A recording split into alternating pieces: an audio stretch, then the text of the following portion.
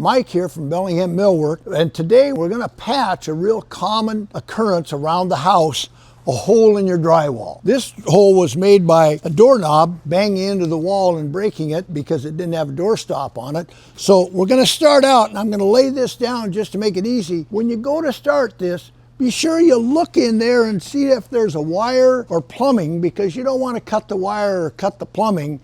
That's a whole nother issue. So check in there, there's nothing there. Now, to cut my hole out, I've always used just a keyhole saw because it's pointed and I can poke it in. And then I got a wallboard saw, and again, it's pointed. So we need to know, what are we going to do? Well, here's just a piece of wallboard patch. So we're going to mark around it.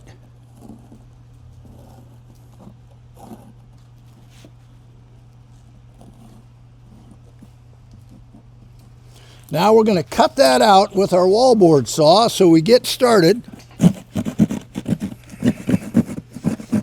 You can see it, wallboard cuts quite easily once you get in there.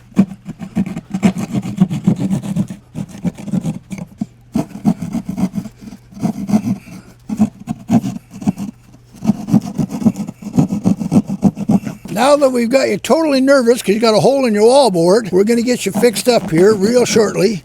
Trim that hole out a little bit. So here's our patch that's going in there. Cutting wallboard's kind of fun because with my utility knife, I just strike it across there, bend it, and then I cut the back. So there's my patch. They say, well, how are you going to hold that in there? That's the secret. Here's just a piece of scrap wood. I put a screw in it because if this were standing up, when I put that in there, I want to hold it up against my hole. Now, they make commercial patches. What I like about what we're doing over the commercial patch is we're putting some backing in behind our hole, and you'll see what a difference that makes in just a minute here. You always just set the screw head just below the sheetrock. Do that, put another one in.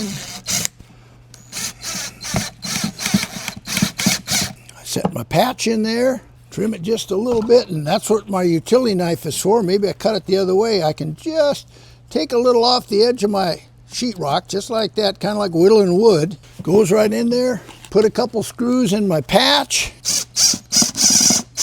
And I'm ready for the next step, which is taping our hole. But notice that I have a solid backing. If the door hits this again, it's not going to punch that hole through there. I have solid backing for my patch, and we're ready for the next step that we're going to cover in the next segment.